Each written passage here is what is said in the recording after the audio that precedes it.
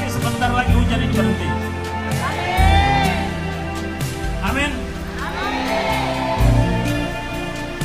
Seperti itulah kehidupan kita. Kalau kita menghadapi tantangan, kita menghadapi masalah, menyerah pada Tuhan, pasti kita akan mampu melewati tantangan. Untuk itu di kesempatan ini, atas nama pemerintah Kabupaten Kerom, secara pribadi saya menyampaikan terima kasih banyak kepada seluruh masyarakat Kerom. Dari Iskanto sampai Towe, semua komponen anak bangsa yang telah berdoa, jangan hiraukan hujan ini. Dengar yang Pak Bupati bicara. Tepuk tangan dulu.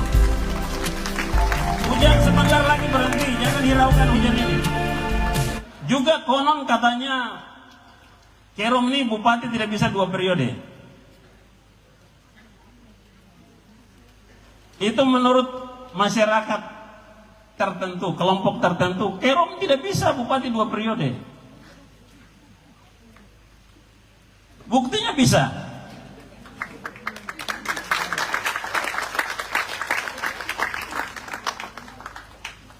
Itu hoax. Betul ya? Kita Desember sampai Februari 2020-2021 Kerom dilanda banjir hampir semua wilayah. Banjir plus waktu itu COVID juga masih berjalan. Dan itu tantangannya luar biasa. Kalau Bapak Ibu yang duduk ini bersatu hati, sebentar lagi hujan ini berhenti. Amin. Seperti itulah kehidupan kita. Kalau kita menghadapi tantangan, kita menghadapi masalah, menyerah pada Tuhan, pasti kita akan mampu melewati tantangan. Untuk itu di kesempatan ini,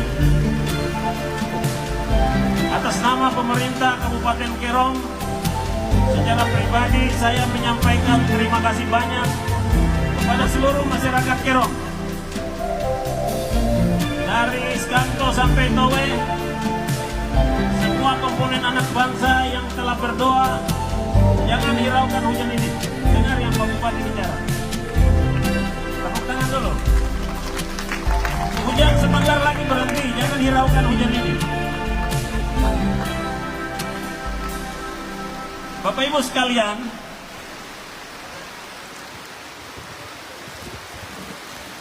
Kerom dari waktu ke waktu terus mengalami kemajuan.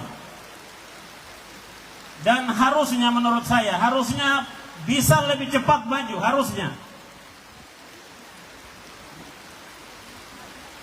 Kalau orang Kerom itu mau bersatu hati, seperti kita punya moto Tamni Isan Kefase, bersatu bersepakat untuk membangun. Apakah semua orang Kerom sudah menghayati moto Kabupaten Kerom?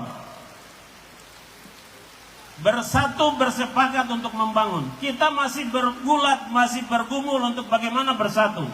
Belum kita bicara bersepakat lagi. Bersatu saja masih susah. Maka dalam 100 hari kerja ini, salah satu yang kita lakukan adalah rekonsiliasi pasca pilkada. Itu yang sedang kita lakukan beberapa waktu ini. Yang kedua, konsolidasi birokrasi internal pemerintah. Kita selalu lakukan konsolidasi. Makanya Bapak Ibu, hampir 300 ASN Kerom, sementara gajinya kita pending sambil mereka kembali melaporkan diri. Yang sekian lama 300 pegawai itu setiap bulan terima gaji, tapi mereka tidak ada di kantor, tidak ada di tempat tugas.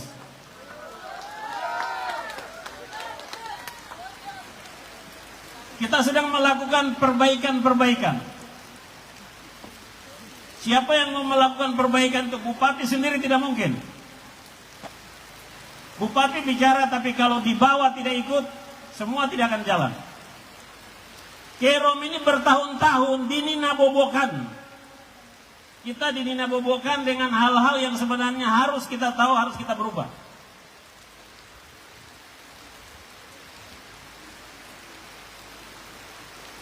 Untuk itu saya mengajak Bapak Ibu dengan visi besar Kabupaten Kerom, transformasi menuju Kerom maju, dengan 8 aspek transformasi ini dibaca dan dipelajari dengan baik. Kalau kita melakukan transformasi 8 aspek ini, Kerom dia akan bergerak maju. Kita bisa meninggalkan kabupaten lain.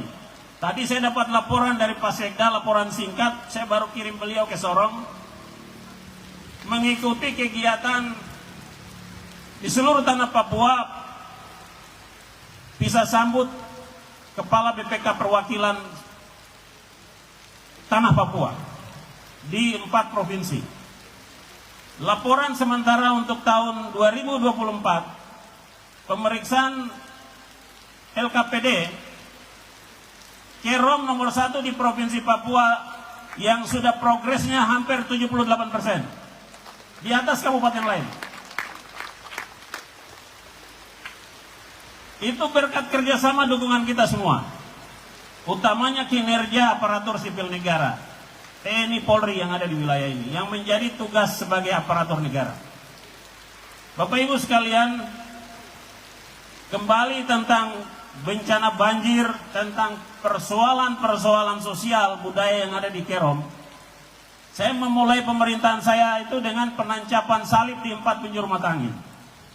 Itu sudah saya lakukan waktu seketika saya dilantik jadi bupati. Saya bilang, Tuhan, kalau saya sendiri sebagai pimpinan di daerah ini saya tidak mampu urus wilayah yang besar ini. Maka Kerom ini saya serahkan ke dalam tangan Tuhan untuk Tuhan juga membantu saya mengurus Kerom ini. Hampir 5 tahun ini tidak ada bunyi-bunyian kekerasan bersenjata di wilayah ini. Banjir juga tidak seperti yang biasanya. Demo-demo hampir tidak ada di Kerom. Saya melihat ini secara iman saya sebagai seorang Katolik. Saya melihat ini karena penyerahan diri saya kepada Tuhan sebagai pemimpin di wilayah ini. Dan saya percaya kalau itu diikuti oleh semua kita, DPR mengikuti, TNI Polri mengikuti, semua ASN ikut, masyarakat ikut, tokoh-tokoh kita berserah menyerahkan Kerom kepada karya ilahi. Allah sendiri juga terlibat mengurus kita. Banyak masalah bisa kita atasi. Tapi fakta menunjukkan hari ini masih banyak aparatur kita, masih ada anggota-anggota DPRD kita, masih ada tokoh-tokoh kita itu lebih merasa diri paling benar sendiri, tidak mau dengar orang lain, tidak mau dengar pimpinan. Apa yang pimpinan ngomong di bawah mau bikin lain. Itu masih ada di Pemda Kerom juga masih ada. Ya, ini harus kita sadari ini, cepat mengintrospeksi dan harus bertransformasi. Transformasi diri. Ya, saya dengar banyak ASN menentang bupati waktu itu. 6 bulan lalu, 3 bulan lalu. Saya dengar begitu. Ada di sini yang hadir yang menentang ASN, yang menentang Bupati Kerom. Dia duduk di sebelah mana?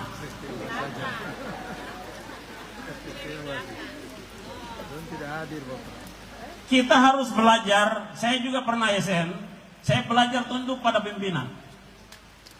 Kalau ada yang salah, berikan masukan kepada pimpinan. Kita tidak boleh memberontak dan melawan. Ada yang suka tipu pimpinan, ada di sini yang biasa tipu pimpinan. Ada. Banyak. Jadi lapor ke pimpinan, yang dia bikin lain, yang dia lapor ke bupati lain. Ada di sini.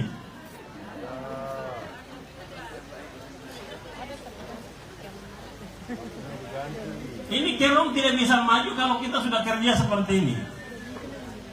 Jadi kita bersatu hati, bersepakat untuk membangun Kerom, itu harus iya sekata. Untuk itu tantangan paling berat hari ini itu reformasi birokrasi, konsolidasi birokrasi.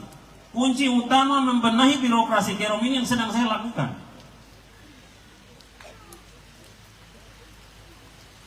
Jadi kalau ada kepala dinas, kepala bidang tipu-tipu bupati, pasti saya copot. Pasti saya copot.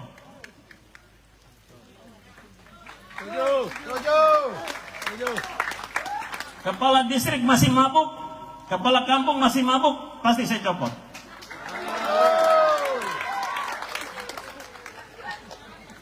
Karena sudah kita coupling wilayah ini dengan pertolongan Tuhan. Jadi Tuhan tidak bisa tolong kita kalau kita masih urus hal-hal yang Tuhan tidak suka. Jadi mari kita bertobat. Bertobat itu meninggalkan segala kebiasaan lama lalu buat hal-hal yang baik. Kalau biasa minum sudah berhenti. Yang biasa judi ada di sini. Juga kasih tinggal judi. Yang biasa apa itu ribut, pukul istri ada. Nah, itu juga kasih tinggal. Ada yang biasa pukul-pukul istri juga kasih tinggal.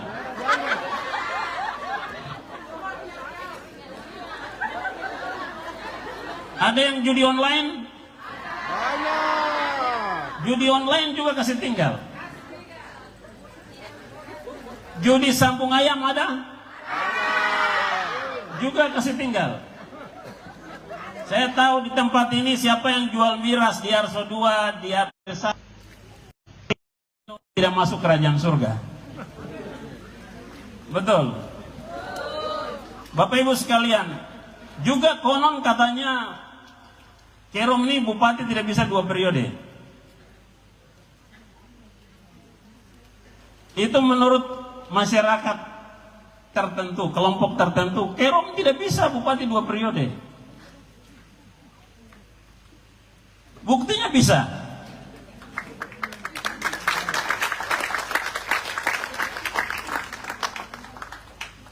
Itu hoax. Betul ya? Kita lebih suka percaya hal-hal yang berbau tahayul daripada kebenaran, daripada hal-hal yang konkret. Kerja-kerja nyata itu kita lebih percaya yang tahayul-tahayul itu. Padahal semua agama menentang tahayul itu. Nah, ini orang Kerom tidak boleh percaya tahayul-tahayul. Apa itu sinas, doti-doti, guna-guna, ada yang masih percaya itu? Masih? Santet, apa lagi? Ya, semua kelompok itu masih ada yang percaya. Itu tidak ada apa-apa, itu tidak ada apa-apa ya. Jangan percaya hal-hal itu lalu Bapak Ibu tidak memeluk menjalankan agama dengan benar. Nah, transformasi spiritual itu bicara itu. Bicara tentang perbaikan diri. Kita belajar untuk percaya hal-hal yang benar, lakukan hal-hal yang baik. Mulai dari dalam diri sendiri, keluarga, RT, kampung, kecamatan, distrik, lalu Kabupaten Kerom ini akan berubah. Kepala-kepala dinas, Pak Kapolres, dan Ramil juga ngomong kepada bawahan untuk mereka jadi anak-anak buah yang taat kepada pimpinan. Jadi jangan kepala dinas ditentang sama bawahan, itu tidak benar. Tidak ada itu satu aturan bahwa memberontak kepada atasan. Tidak ada. Kita belajar taat sebagai bawahan. Kita juga taat kepada Tuhan, tapi juga taat kepada negara, taat kepada raja, pimpinan. Itu seperti itu hidup. Setuju? Suami sayang istri, istri taat kepada suami, itu seperti itu. Kehidupan di Kerom kalau kita semua sepakat, kita bisa sama dengan negara-negara maju di luar sana. Yang kehidupan indeks kebahagiaan mereka di Switzerland, kemudian di Swedia, negara-negara yang indeks kebahagiaan hidupnya tinggi karena kalau kita lihat mereka orang-orang yang jujur. Ya, mereka memegang 3 kata ini. Minta tolong, ya, tolong. Terima kasih, maaf. 3 kata ini selalu mereka pegang. Tapi kita di Indonesia, secara khusus di Papua, saya lihat kehidupan kita, minta tolong tidak pernah. Minta maaf tidak pernah.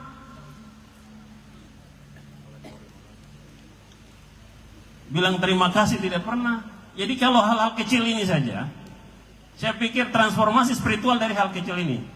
Tolong, maaf, terima kasih. Udah. Ini masyarakat Kerom ini berubah semua. Itu ajar, itu guru-guru, kepala dinas P dan P, ajar mulai dari TK. PAUD. Mulai kita ajarkan hal-hal itu.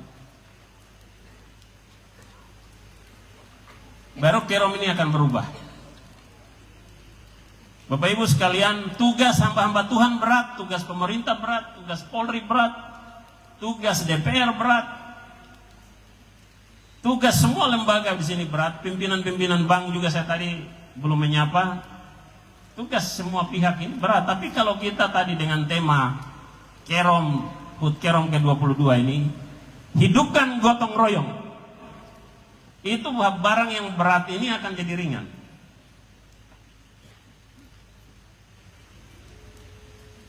Dalam 5 tahun ini, saya juga sudah melewati banyak tantangan, tapi juga ada prestasi-prestasi. Terima kasih untuk masyarakat Kerom, Pilpres kita lewati dengan damai. Pemilu dengan damai. Pilkada dengan damai. Pesparawi Kerom dengan damai dan sukses. Karena dukungan dan kerja keras kita semua. Di bidang pemerintahan 4 tahun kepemimpinan saya, WTP 4 tahun berturut-turut. Opini BPK kepada Kabupaten Kerom. Kabupaten tetangga kita masih terputar di WDP, masih sibuk dengan disclaimer. Kita udah jalan. Karena kerja keras aparatur sipil negara. Kerja keras kita semua, masyarakat juga yang terima bantuan, bikin SPJ, lapor. Ini sekarang BPK lagi masuk, kita lagi kerja itu. Jadi lembaga agama, lembaga masyarakat yang terima bantuan, bantu kami dengan SPJ untuk menyelesaikan tugas-tugas pelayanan pemerintah.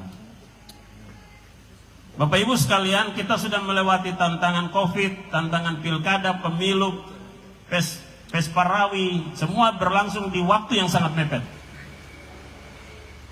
Kita sudah sukses karena semangat, komitmen semua orang Kerom dari Skamto sampai Towe, 11 distrik semua komitmen jaga Kerom, wilayah tapal batas Kerom aman damai, tidak seperti daerah lain.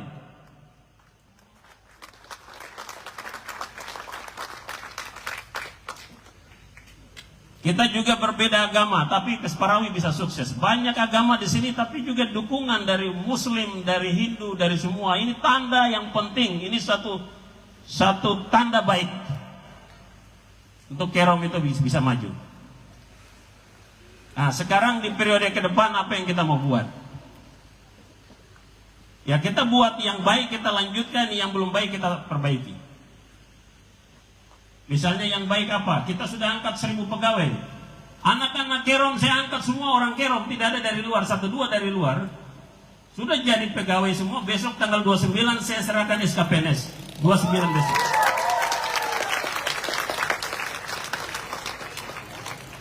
Tidak ada demo-demo di daerah lain sampai hari ini belum diangkat. Kerom kita bagi SKPN tanggal 29. Di puncak HUT Kerom saya akan serahkan SKPNS.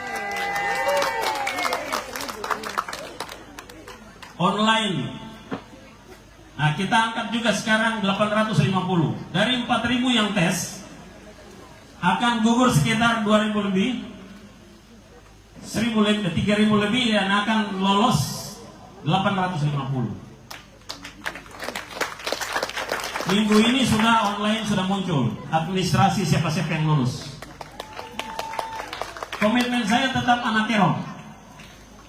Berapa kuotanya Papua non Papua? 60-40 untuk Kerom. Setelah kita lulus administrasi, kita akan masuk ke ada 2 tes. Nah, tes yang dilakukan itu saya menyampaikan di beberapa kesempatan, anak-anak Kerom yang nanti lulus siap diri untuk mengikuti tes. Karena sampai bulan Juni kita sudah keluarkan SKPN, tidak bisa lagi lewat dari bulan Juni. Nanti di Oktober saya umumkan 300 formasi P3K. Bulan Oktober besok. Yang baik kita lanjutkan, yang belum baik kita perbaiki. Jadi kita angkat anak-anak asli Kerom kerja di atas tanah ini untuk membangun Kerom. P3K menurut informasi nanti mulai tahun depan ke sana itu P3K beralih status menjadi PNS. Kebijakan pemerintah pusat hari ini mengarah ke sana, maka harus terus didoakan. Pemerintah harus didoakan, presiden didoakan, gubernur didoakan, bupati didoakan supaya mereka bekerja dengan bijaksana dan arif. Itulah pentingnya transformasi spiritual. Raja itu harus didoakan oleh imam-imam supaya raja itu bekerja dengan adil.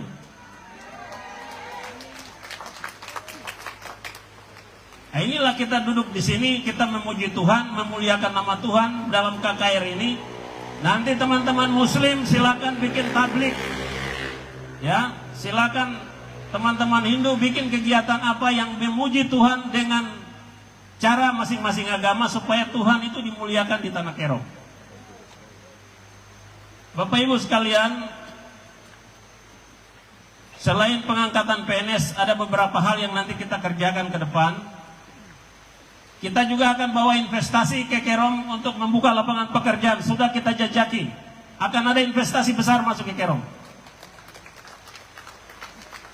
untuk membuka lapangan pekerjaan. Jadi di sektor formal, sektor swasta semua akan kita buka untuk peluang anak-anak Kerong bekerja. Kalau sudah seperti ini, 1000 sudah diangkat.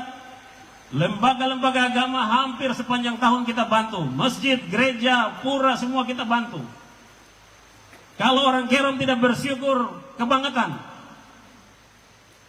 Keterlaluan, kalau orang Papua bilang sudah keterlaluan. Kalau orang Kerong tidak bersyukur. Betul? Tidak ada di daerah lain, orang sakit dibantu, orang meninggal dibantu, gereja dibantu, masjid dibantu, semua umat beragama dibantu, paguyuban dibantu, hanya Kabupaten Kerong. Hibah-hibah di daerah lain, provinsi sudah tidak ada hibah itu. Ini tanda bahwa pemerintah masih membuka hati untuk masyarakat. Ini harus disyukuri. Bapak Ibu sekalian, itu yang mungkin saya sampaikan. Bapak Ibu sudah bersama kami, terima kasih untuk tim koalisi PG Daud. Mana suaranya? Karena pertolongan Tuhan, Tuhan membuka hati Bapak Ibu untuk mengusung PG Daud dan kita menang di pilkada kemarin. Kemenangan PG Daud adalah kemenangan seluruh warga Kerong. Kemenangan seluruh rakyat Kerong, bukan hanya tim sukses, tidak. Seluruh masyarakat Kerong. Maka marilah bersatu, perbedaan sudah selesai. Kita bersatu di 5 tahun ini, kita saling mendoakan, kita bekerja, jaga tanah, kita jaga. Nanti akan ada perda, kita minta inisiatif dari DPR, dari masyarakat adat, perda perlindungan bagi masyarakat adat. Saya tidak ingin kemarin ada sedikit, kita mitigasi peluang persoalan terjadi, soal masalah dusun tanah adat. Jangan jual-jual tanah, tanah itu diolah. Berkat itu rezeki tidak datang dari orang yang jual-jual tanah dijadi kaya. Hampir di seluruh Papua orang jual tanah tidak pernah jadi kaya. Ada yang pernah jual tanah jadi kaya raya. Tapi kalau mengolah tanah itu ada yang sudah jadi orang kaya, sudah berhasil bisa sekolahkan anak. Jadi tanah itu diolah bukan untuk jual-jual tanah. Nah, ini kepada semua kita, mari kita bersama-sama jaga dusun sagu. Ya, kita bicara ketahanan pangan, bahaya kelaparan. Kita garap lahan-lahan kita, olah tanah kita, tanam jagung, tanam sayur, tanam buah-buahan. Dusun sagu dijaga. Saya tidak ingin masyarakat, khusus masyarakat adat, jual-jual tanah, sampai dusun sagu juga dijual, dilepas. Kita sudah kembalikan satu HPH, perkebunan sudah kita tarik hampir 4.000 hektar. Rencana dalam beberapa waktu ke depan ada 3-4 perusahaan yang ratusan ribu hektar kita akan tarik lagi. Yang tidak beroperasi hanya ambil kayu. Masalah banyak di Kerong Bapak Ibu. Untuk itu mari malam hari ini kita berdoa kepada Tuhan, kita muliakan Tuhan, kita bersyukur kepada Tuhan. Satu periode sudah kita lewati, Kita berdoa semoga periode yang baru ini Tuhan masih berkenan memberkati kita terus. Saya Bupati Kerom, saya tidak lupa menyapa Pak Ketua KPU, terima kasih banyak karena di pinggir sekali Bapak.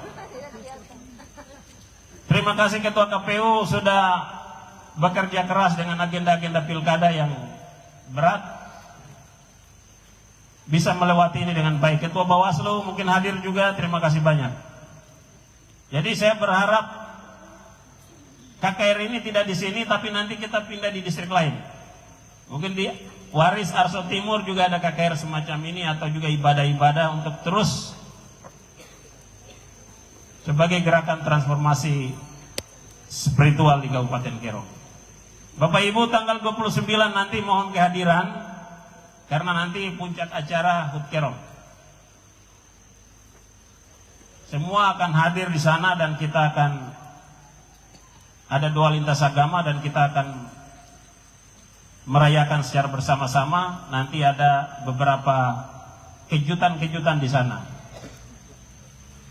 Kita akan umumkan beberapa program-program 100 hari kerja, seperti insentif untuk tokoh adat. Kita akan umumkan di sana dan kita secara simbolis kita akan mulai bayar.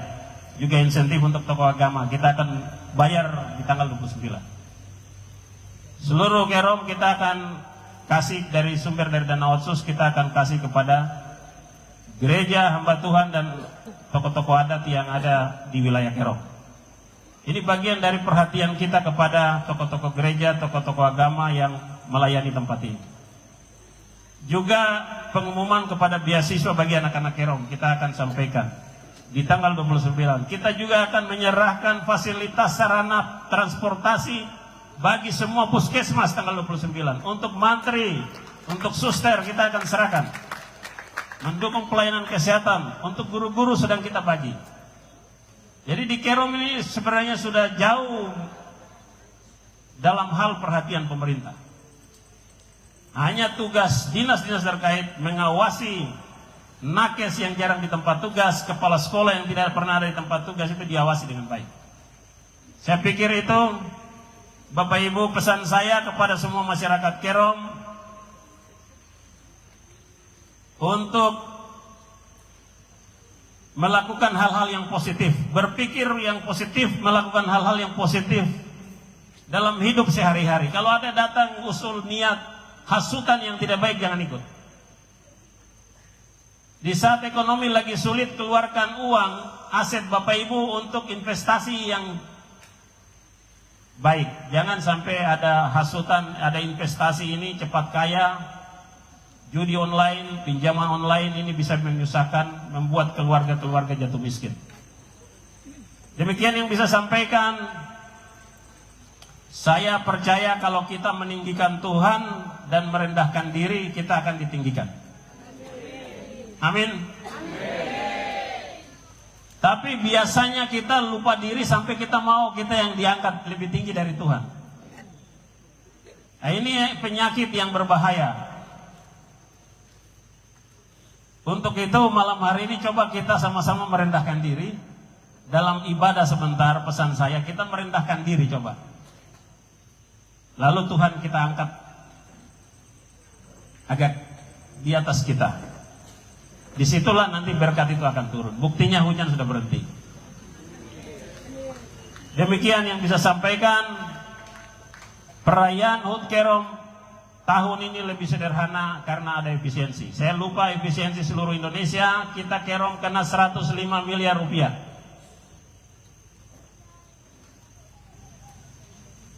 Apakah itu akan mengganggu pelayanan? Tidak boleh. Tidak boleh mengganggu. Pelayanan tetap jalan kepada masyarakat. Itulah komitmen pemimpin di daerah ini. Yang saya minta dari masyarakat, dukungan dan doa Bapak Ibu untuk periode 5 tahun ke depan ini, kita semua sehat, kita semua dalam perlindungan dan berkat Tuhan, kita bisa bekerja memajukan Kabupaten Kerom yang masih banyak potensi yang masih tersembunyi yang harus kita kelola. Sehingga harkat martabat orang Kerom bisa semakin terangkat. Terima kasih, demikian yang bisa kita sampaikan. Selamat beribadah. Selamat ber-KKR. Terima kasih untuk kehadiran semua para pejabat di wilayah Kerom yang hadir. Terima kasih banyak TNI Polri, Ketua DPR, Ketua KPU, Bawaslu, semua pihak yang hadir di sini, anggota DPR, pimpinan-pimpinan partai politik. Kita semua hadir untuk satu tujuan malam hari ini, memuliakan nama Tuhan. Wembokin kei kirkuraken suri, Tuhan menciptakan kita yang membangun Tamne Yisan Kepase. Bersatu bersepakat untuk membangun Kerom. Shalom. Salve. Salve. Sekian. Iya, sekali lagi kita berikan aplaus yang meriah untuk Bapak Bupati Kerom, Bapak Peter Gusbag.